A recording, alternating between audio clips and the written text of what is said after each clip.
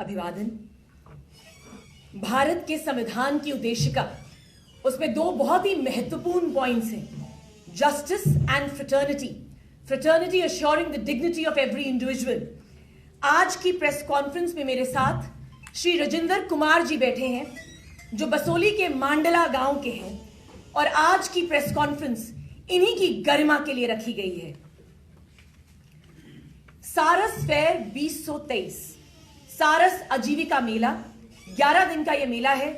आज I think वो संपूर्ण होना है। ये इनिशिएटिव है मिनिस्ट्री ऑफ रूरल डेवलपमेंट का। ऐसा ही सारस फेयर 9 साल पहले 4 सितंबर 2014 से 15 सितंबर 2014 तक श्रीनगर में रखा गया था, और राजेंद्र कुमार उसी सारस फेयर में उन्होंने अपने आप को पार्टिसिपेट करवाया। और अल्टीमेटली आज इस पीड़ित आर्टिस्ट की मैं कुछ बातें आपके सामने रखना चाहूंगी, कुछ तथ्यों से आपको रूबरू कराना चाहूंगी। मेरा पहला तथ्य, 2001 में श्री राजेंद्र कुमार और उनकी धर्मपत्नी श्रीमती रिंकू देवी जी ने, जो दोनों ही मांडला बसोली के रहने वाले हैं, उन्होंने एक सेल्फ हेल्प ग्रुप में वो एक मेंबर बने। एक सेल्फ हेल्प ग्रुप था मंडला का और दूसरा सेल्फ हेल्प ग्रुप था आरती सेल्फ हेल्प ग्रुप। उसके बाद डीआरडीए कठुआ, जिसे कहते हैं district rural development agency Kathua, ने इनको लोन से इनकी मदद करी, और उसी के साथ इनके पश्मीना प्रोडक्ट्स जो हैं वो कहीं ना कहीं बिकवाए बड़े ही कम पैसों में। डीआरडीए ने इनके साथ इसीलिए अपना साथ दिया क्योंकि वो जानते हैं कि ये दोनों आर्टिस्ट जो हैं बड़े ही बेहतरीन पश्मीना वीवर्स हैं। 21 July 2014 secretary to the government department of rural development and PR ने इंस्ट्रक्शंस दी डीआरडीए कठुआ को, और उन्होंने कहा कि डिप्यूट किए जाएं बेस्ट आर्टिस्ट जो हैं बसोली से सारस फेयर 2014 के लिए। ये जो फेस्टिवल है ये 10-12 दिन का फेस्टिवल था श्रीनगर में, और उसी के बाद एक ऑफिशियल लेटर के तहत 5 बेस्ट सेल्फ हेल्प ग्रुप्स जो हैं वो रखे गए, और राजेंद्र कुमार जी और श्रीमती रिंकू देवी जी का नाम इन्हीं हेल्प ग्रुप्स में था। ये लिस्ट जो थी उनको 20 अगस्त 2014 तक पहुंचानी थी। मुझे बोलते हुए ये बिल्कुल भी शंका नहीं होती कि प्रोजेक्ट ऑफिसर डीआरडीए ने 9 अगस्त 2014 और 1 सितंबर 2014 को एक ऑफिशियल लेटर के तहत इन दोनों को सारस फेयर के लिए इनवाइट किया और इन्हें बुलाया गया, मगर विधि का विधान कुछ और था। 5 सितंबर 2014 वाले दिन कश्मीर में फ्लैश फ्लड्स आ गए, और श्रीमती रिंकू देवी और श्री राजेंद्र कुमार ने अपना सारा का सामान था, जो इनके पश्मीना शॉल्स थे, वो फ्लैश फ्लड्स में बह गए। इस प्रेस कॉन्फ्रेंस का सबसे मेन मुद्दा, 21 अक्टूबर 2014 डीआरडीए कठुआ ने लेटर लिखी to the director rural development department. उन्होंने बड़े संक्षिप्त शब्दों में कहा कि इन आर्टिस्ट की हालत बिल्कुल ठीक नहीं है और इन्हें कॉम्पनसेशन मिलनी चाहिए।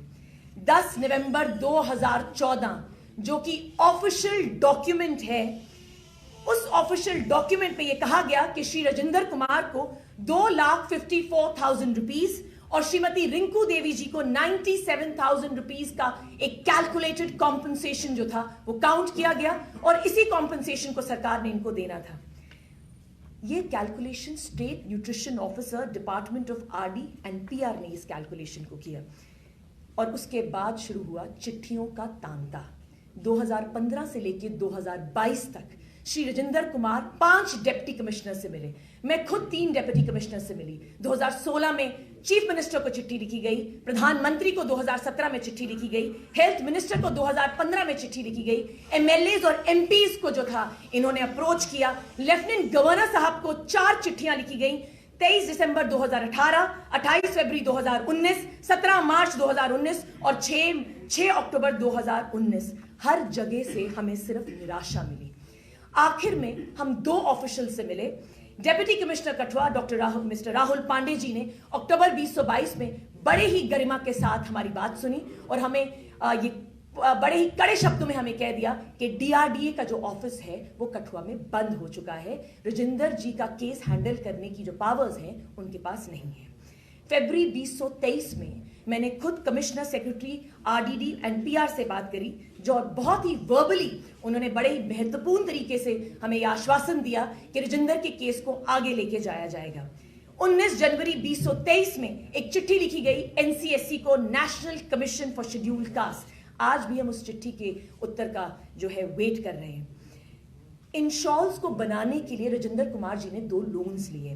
पीएनबी बैंक से तकरीबन 3 लाख का लोन लिया गया, जिसको हमने 2 जुलाई 2021 में इस अमाउंट को सेटल किया। ये डॉक्यूमेंट है मेरे पास जहां पे पीएनबी बैंक ने लिख दिया कि 1 टाइम सेटलमेंट हो गई है। ये सेटलमेंट कैसे हुई? ये सेटलमेंट जितनी भी राजेंद्र कुमार जी की थी इन्वेंट्री थी, वो हमने खुद अपने स्तर पर जो थी लोगों को बेची और उससे इनका बैंक का लोन क्लियर किया गया। आज मैं एलजी सरकार को यह बताना चाहती हूं कि आज भी जम्मू कश्मीर बैंक जो बसोली में जिनका जो ब्रांच है, वो आज भी इनको बहुत बार फोन करते हैं और अपना 1,54,000 रुपीज का जो इनके ऊपर लोन बना हुआ है उसकी मांग करते हैं। आज इस प्रेस कॉन्फ्रेंस को बुलाने के 2 मेन विषय थे। सारे तथ्य मैंने आपके सामने रख दिए। आज राजेंद्र कुमार को अपना पेट पालने के लिए मजदूरी करनी पड़ती है। ये एक आर्टिस्ट है, लेबरर नहीं। मेरी लेफ्टिनेंट गवर्नर साहब से एक बहुत ही विनम्र निवेदन होगा कि एलजी एडमिनिस्ट्रेशन और जम्मू कश्मीर की ब्यूरोक्रेसी इसको ह्यूमैनिटेरियन ग्राउंड्स पे ले, इनके लाइवलीहुड का जो है जिम्मेवारी उठाए और उसी के साथ जो सारस फेयर जो आपने आगे लगाया है, उसी सारस फेयर के तहत जो है आप इनका भी इशू बहुत ध्यान से सुने। एलजी साहब, आप एक बहुत ही प्रतिष्ठित पद पर हैं। यही आम आदमी जो है, इसी आम आदमी की वजह से आप खास बने हैं। राजकुमार की जो राजेंद्र कुमार जी की जो परिस्थितियां हैं, वो इनको श्रेष्ठ बनाती हैं, क्योंकि 9 साल से ये अपील पे अपील, गुहार पे गुहार लगा रहे हैं। और मैं आज आपके माध्यम से अंत में यही कहना चाहूंगी कि राजेंद्र कुमार की हिम्मत को देख के मुझे एक बहुत इंपॉर्टेंट कवि की 2 पंक्तियां याद आती हैं। शायद राजेंद्र कुमार का दिल यही बोलना चाहता है एलजी साहब को, माना कि तेरी दीद के काबिल नहीं हूं मैं, माना कि तेरी दीद के काबिल नहीं हूं मैं, तू मेरा सब्र देख, मेरा इंतजार देख। यही अंत में मैं कहना चाहूंगी। आम आदमी पार्टी श्री राजेंद्र कुमार के साथ है अंत तक। हमारा कोई भी पॉलिटिकल एजेंडा, ये कोई भी पॉलिटिकल मोटिवेशन नहीं है। हम यही चाहते हैं कि आप पॉलिटिकल पार्टीज के स्तर से उठकर इस आदमी की मदद करें और इनको इनका 3,51,000 रुपए का जो कैलकुलेशन बनता है, इनको वापस दिलाया जाए, इन्हें कॉम्पनसेशन दिया जाए। जय हिंद, बहुत बहुत धन्यवाद। बसोली तहसीलदार सर, मैं एक सेल्फ हेल्प ग्रुप बनाया था, मेरा सारा नुकसान हो गया। वो नुकसान हो सब माल डूबिया श्रीनगर में, लेकिन मुझे कुछ नहीं मिला। मैं बैंक का लोन भी लिया और दीदी ने मेरी बड़ी मदद की है कि मेरे बैंक का लोन खत्म किया। मैं लोग कहाँ कर्जा, मैं बैंक के कर्जे से फंसा, मैं क्या करा? गरीब आदमी नहीं काम, नहीं तो काम में से था जो भी था सब डूबी सर। मैं तो परेशान हो चुका। तो मुझे हाँ जी सर, मैं चलो मेरी जो पैसा जो बन रहा सर मिगी दो, तो मिगी ज़्यादा बैंक में काम करता सर। मैं अपने बच्चे को कहीं पाना दसो, मैं कारीगर आदमी आज दिहाड़ी ला मजदूरी कराना, कारीगर मैं मजदूरी कराना, तो मिगी थोड़ा देखो मेरे वास्ते मेरा जर दियो। ताई साहब अगर नहीं विनती कर जनाब साड़ी मदद करो, अस गरीब आदमी नहीं पूछ सकते, लेकिन मदद करो साड़ी।